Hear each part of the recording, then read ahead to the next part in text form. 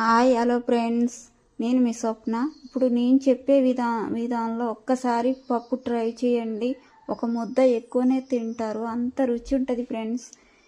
దీనికి ఒక సీక్రెట్ ఉంటుంది. నేను ఎలా చేయాలో ఈ వీడియోలో చెప్తాను.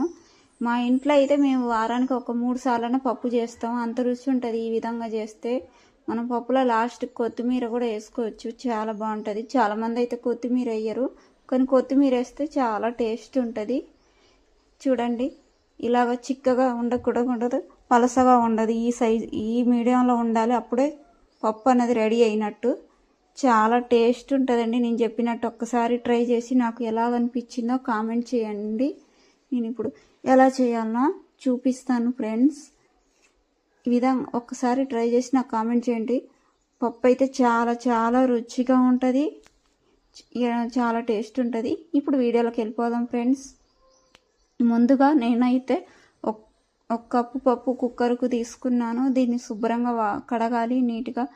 ఏమన్నా మురికి అలాంటి చెత్త ఏమన్నా ఉంటే పోతుంది. 1కి 2-3 సార్లు కడుక్కోవాలి, చాలా బాగుంటుంది. అలా కడుక్కుంటే మురికి అన్నది కూడా పోతుంది ఫ్రెండ్స్.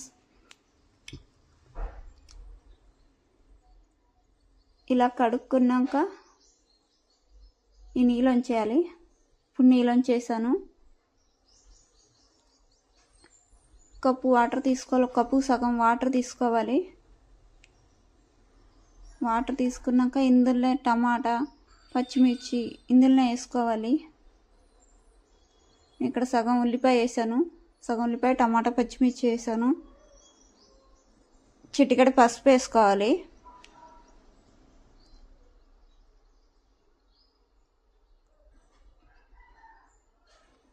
ఇప్పుడు కారం వేసుకోవాలి, కారం తగినంత వేసుకోవాలి. నేనైతే కారం తక్కువ వేసుకుంటాను, మీకు ఎక్కువ కావాలంటే వేసుకోవచ్చు ఫ్రెండ్స్.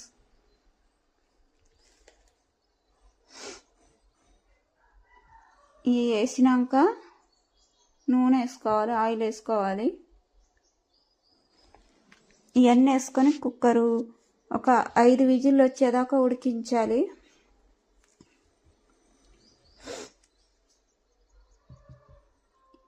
ఇలా చేస్తే చాలా చాలా టేస్ట్ ఉంటుంది పప్పు, ఎంతో రుచి ఉంటుంది. నేను ఇక్కడైతే కొంచెం వాటర్ తీసుకుంటున్నాను, వాటర్ సరిపోలేదని. ఇప్పుడు ఒక 5 విజిల్లు వచ్చిందాక ఉడికించాలి పప్పుని. ఇప్పుడు ఒక చిన్న గిన్నెలో చింతపండు తీసుకోవాలి. చింతపండు కొన్ని నీళ్ళు పోసుకొని శుభ్రంగా కడగాలి. ఇప్పుడు కొన్ని నీళ్ళు పోసుకొని నానబెడదాం ఫ్రెండ్స్.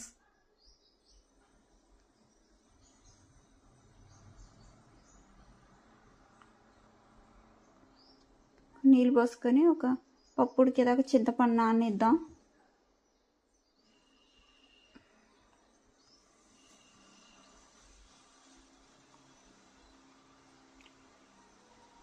చింతపండుని ఇలాగా ఫిల్టర్ చేసుకోవాలి. ఏమన్నా చెత్త అలాంటిది ఉంటే రాకుండా ఉంటుంది, ప్యూర్ వాటర్ వస్తుంది. అందుకనే ఇలా ఫిల్టర్ చేసుకొని పక్కకు పెడదాం. చింతపండు మెయిన్ ఇంపార్టెంట్ పప్పులా. చింతపండు వేస్తే చాలా రుచి ఉంటుంది.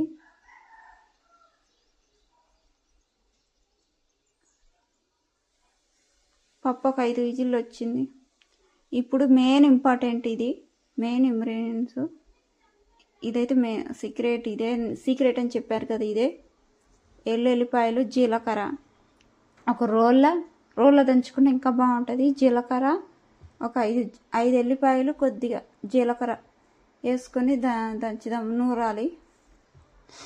రోట్లో నూరితే చాలా చాలా బాగుంటుంది.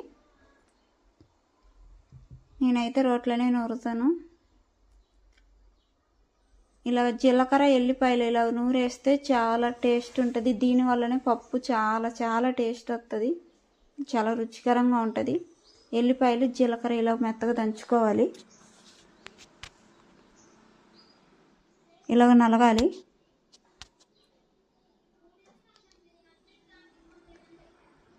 ఇక ఈ విధంగా ఉండాలి ఫ్రెండ్స్. ఎల్లిపాయలు, జీలకర్ర ఈ విధంగా దంచుకోవాలి. ఇప్పుడైతే పప్పు ఉడికిపోయింది. పప్పు చూడండి ఎట్లా ఉడికిందో, ఇలా ఉడకాలి. ఇప్పుడు ఇందాక నూరించాం కదా ఫ్రెండ్స్, జీలకర్ర ఎల్లిపాయలు వేసేద్దాం పప్పులా. వేసి ఒకసారి కలబెడదాం.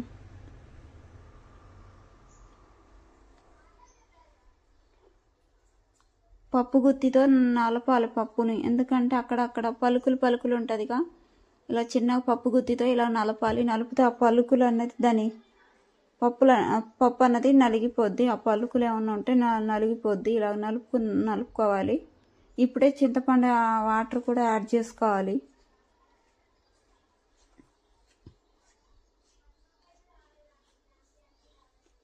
అలాగా ఇలా నలగాలి పప్పు మొత్తం.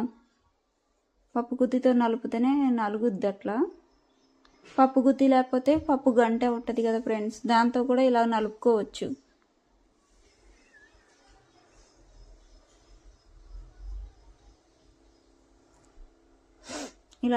ఇలా నలగాలి మెత్తగా పప్పు. ఇప్పుడు ఇందాక తీసి ఉంచుకున్నాం కదా ఫ్రెండ్స్, చింతపండు వాటర్ అది యాడ్ చేయాలి. కొంచెం వాటర్ కూడా యాడ్ చేయాలి. పప్పు అన్నది మరీ పలసగా ఉండకూడదు, మరీ చిక్కగా ఉండకూడదు, మీడియం సైజులో ఉండాలి. ఇలా గంటతో ఒకసారి కలబెడదాం ఫ్రెండ్స్.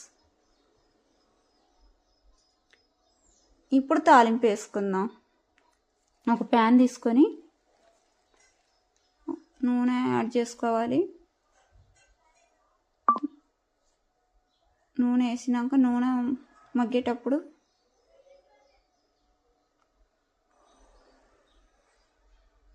ఎల్లిపాయలు కొంచెం నలపాలి. ఎల్లిపాయలు నలిపి జీలకర్ర వేసుకోవాలి. ఆవాలు కూడా ఉంటే ఆవాలు కూడా వేసుకోవాలి. తాలింపు గింజలు కూడా వేస్తారు. నాకు తాలింపు గింజలు వేయటం అంత ఇష్టం లేదు పప్పులో, అందుకే వేయట్లేదు. మీరు కావాలంటే వేసుకోవచ్చు. జీలకర్ర లేదని వేయట్లేదు, అదే ఆవాలు లేదని వేయలేదు. జీలకర్ర ఎల్లిపాయలు వేసినాను, ఎండుమిర్చి వేసినాను. మెంతులు కూడా కావాలంటే వేసుకోవచ్చు ఫ్రెండ్స్. నాకు మెంతులు వేయటం అంత ఇష్టం ఉండదు. ఇలా వేసినాక కొద్దిగా తిప్పాలి, గంటతో కలబెట్టాలి. మెంతులు ఫ్లేవర్ అంత ఇష్టం ఉండదు. 2 రెమ్మలు కరివేపాకు వేసుకోవాలి.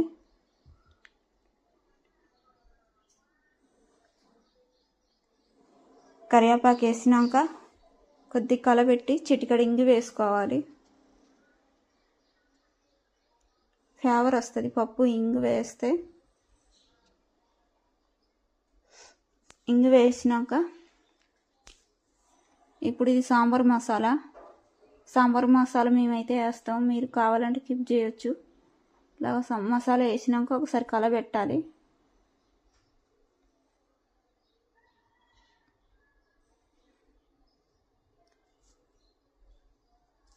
ఇప్పుడు పప్పు యాడ్ చేసుకోవాలి. ఇప్పుడు పప్పు వేసుకోవాలి ఫ్రెండ్స్. ఈ విధంగా ఒకసారి మీరు కూడా ట్రై చేసి ఎలా వచ్చిందో నాకు కామెంట్ చేయండి ఫ్రెండ్స్. మా వీడియో నచ్చితే చిన్న లైక్ కొట్టండి ఫ్రెండ్స్. ఇలా ఒక్కసారి ట్రై చేయండి, చాలా చాలా టేస్ట్ ఉంటుంది పప్పు అయితే. ఇలా కలబెడదాం. తాలింపులో పప్పు వేసినాం కాబట్టి కలబెడదాం ఫ్రెండ్స్. 10 నిమిషాలు ఇలా కలబెట్టాలి. మరీ పలచగా చిక్కగా ఉండకుండా మీడియం సైజులో ఉండాలి పప్పు, అప్పుడే బాగుంటుంది. మరి పలుచగా ఉన్న నీళ్ళు ఉంటుంది, చాలా అంత రుచిగా అనిపించదు, టేస్ట్ కూడా ఉండదు. ఇప్పుడు సాల్ట్ వేసుకుందాం ఫ్రెండ్స్. సాల్ట్ అయితే మీకు మీరు తగినంత వేసుకోవాలి సాల్ట్ అయితే, ఎందుకంటే సాల్ట్ అన్నది చూసేసుకోవాలి కాబట్టి. ఇంతే ఫ్రెండ్స్, పప్పు అయితే రెడీ అయిపోయింది. ఇప్పుడు ఒక బౌల్లోకి తీసుకొని సర్వ్ చేసుకోవడమే పప్పుని. ఎంతో రుచికరమైన పప్పు, గుమగుమలాడే పప్పు రెడీ అయిపోయింది. మీరు ఒకసారి ట్రై చేయండి.